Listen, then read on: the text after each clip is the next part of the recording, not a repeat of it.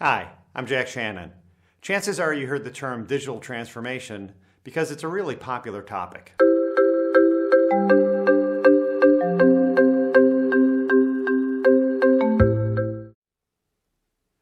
The number of Google searches of the term digital transformation has exploded in the last 5 years.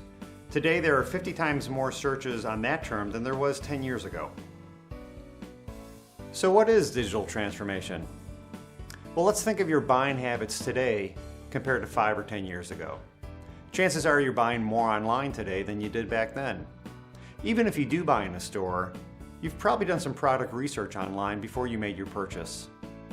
So how does a manufacturer digitally transform themselves? To start with, they need to use their ERP for more than just the basics. If they don't have an ERP, they need to get one, because spreadsheets will not support a digital transformation. If you want to learn how to use ERP as your foundation for a digital transformation, read the blog.